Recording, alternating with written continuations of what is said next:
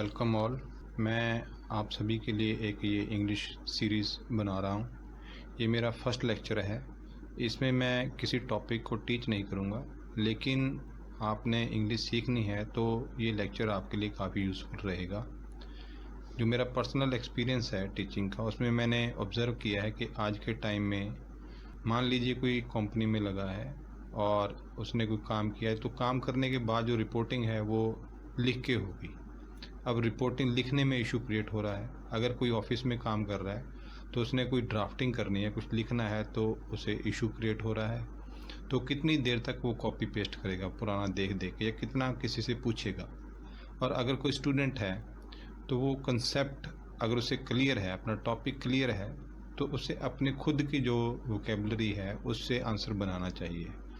अगर ये सारे कंसेप्ट क्लियर हो जाएं तो ये सारे कंफर्टेबल जोन में चले जाएंगे, जिससे वो इंडिपेंडेंट फील करेगा और अपने जॉब को बेटर परफॉर्म करेगा। अदरवाइज़ एक घुटन सी महसूस होती है कि मुझे ये चीज़ नहीं आ रही। तो ये सीरीज़ जो मैं बना रहा हूँ ये फंक्शनल इंग्लिश की होगी।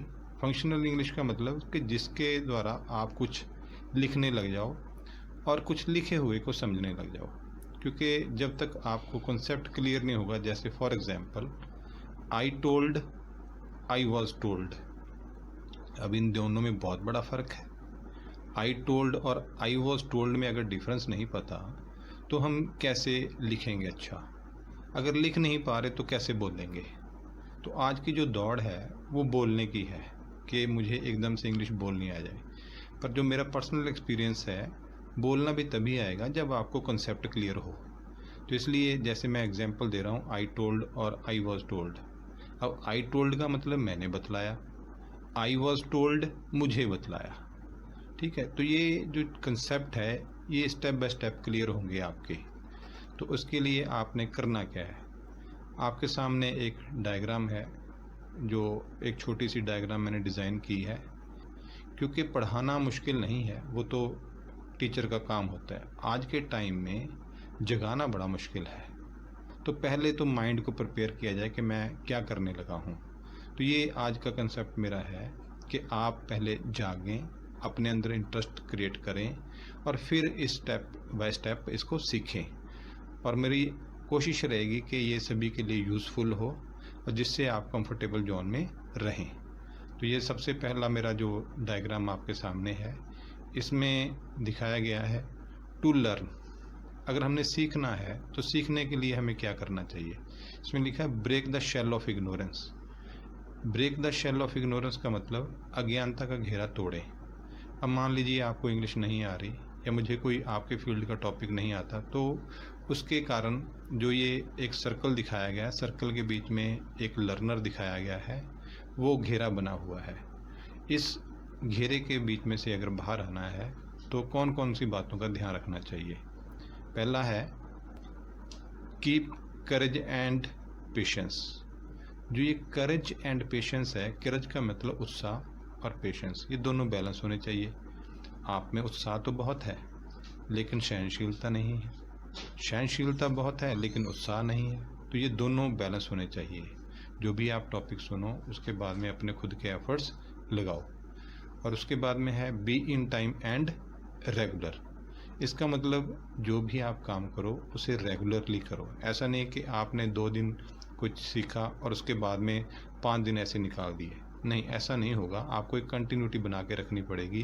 अगर कोई चीज़ आप सीखना चाहते हो आपको एफर्ट्स लगाने पड़ेंगे। Do assignment daily. अगर आपने कहीं पे ज्वाइन किया हुआ है या आप इसी सीरीज़ को सुन के सीखना चाहते हो, तो जो भी काम इस सीरीज़ में आपको बतलाया जाएगा या कहा जाएगा कि आपको ऐसे करना चाहिए, तो उसके लिए एक आपको नोटबुक लगानी चाहिए और वो करना चाहिए। अब सुनने से तो ऐसा लगता है कि मुझे समझ आ गई, लेकिन जब आप खुद नहीं करोगे तब तक ये बात नहीं बनेगी। उसके बाद में है बी एन ऑप्टिमिस्ट। ऑप्टिमिस्ट का मतलब होता है आशावादी। आप आशावादी रहें कि मैं ये चीज़ कर सकता हूँ, मैं ये चीज़ सीख सकता हूँ। उसके लिए एफर्ट्स ज़रूरी हैं सीखने के लिए। नेक्स्ट है रिवीज़न, बहुत ज़रूरी है। आपने क्वालिफिकेशन कुछ ना कुछ तो किया है, पढ़े हैं आप, तो जो भी आप मेरे लेक्चर सुनोगे वो आपने कभी ना कभी अपने टीचर्स के द्वारा सुने हैं, कॉलेज में, क्लास में, स्कूल में अटेंड किए हैं, लेकिन आपका वो कॉन्सेप्ट क्लियर नहीं हुआ क्योंकि आपने उसकी रिवीजन नहीं की, आपने उसको देखा नहीं है, सिर्फ एक एग्ज़ाम पास करने के लिए आपने उसको प्रिपेयर किया, जिससे के कारण वो आपका जो कॉन्सेप्ट था वो क्लियर नहीं हुआ और आपको प्रॉब्लम आ रही है लिखने में या बोलने में। तो रिवीजन बहुत ज़रूरी। कितने लेसन आपने कर लिए ये ज़रूरी नहीं है, कितने लेसन आपने रिवाइज करके सीख लिए ये इम्पोर्टेंट है। ग्रुप डिस्कशन का मतलब कि अगर आप अपने फ्रेंड सर्कल में या अपने ब्रदर सिस्टर के साथ, अपने पेरेंट्स के साथ डिस्कशन कर सकते हैं किसी भी टॉपिक की जो आपने सीखा है, उससे क्या है, नॉलेज बढ़ती है, कम नहीं होगी। लेकिन हम डिस्कशन कम करते हैं जिसलिए हमारी नॉलेज बढ़ती नहीं है।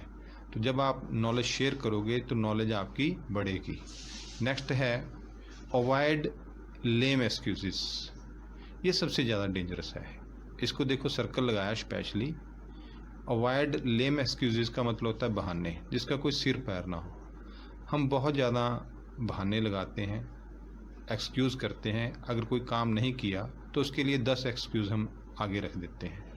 तो एक्सक्यूज़ से बात नहीं बनेगी, बहाने लगाने से बात नहीं बनेगी, आपको करना पड़ेगा। इसे हमें अपनी लाइफ में से निकालना पड़ेगा। अब इससे कोई लेना देना नहीं कि मुझे पहले एटमॉस्फेयर नहीं मिला इसलिए मैं सीख नहीं पाया, उन बातों का फ़ायदा नहीं है।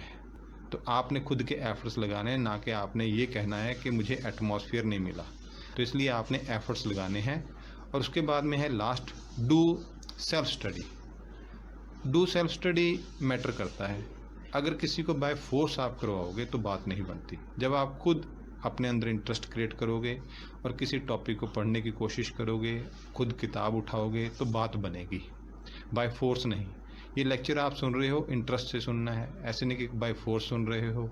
तो जब ये सभी चीज़ें आप अप्लाई करोगे, इस पे लिखा है कि अगर आप ये सभी चीज़ें अप्लाई करोगे तो आप अज्ञानता का घेरा तोड़ पाओगे। तो कहने का मतलब आप इंग्लिश सीख पाओगे, कहने का मतलब आप लिख पाओगे। जब लिखने लग गए तो बोलने भी लग जाओगे। इतना बड़ा इशू नहीं है, ये इतनी टफ नहीं है। ये हमने खुद क्रिएट कर दी, मुश्किल क्रिएट कर दी क्या है कह के।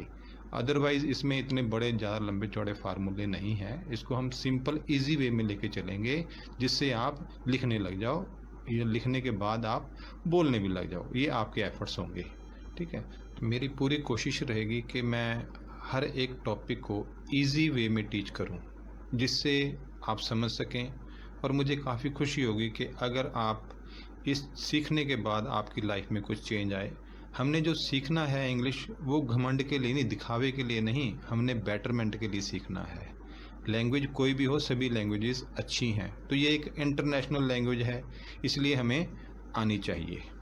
तो मुझे उन चीज़ों के लिए भी टाइम निकालना चाहिए सीखने के लिए जिस सब्जेक्ट में मेरी प्रॉब्लम है और जिससे मेरी लाइफ बेटर हो सके। तो इसलिए मैं कहूँगा कि आप पेशेंस और करेज रखें और ध्यान रखें, पेरेंट्स की रिस्पेक्ट करें। Take care, bye.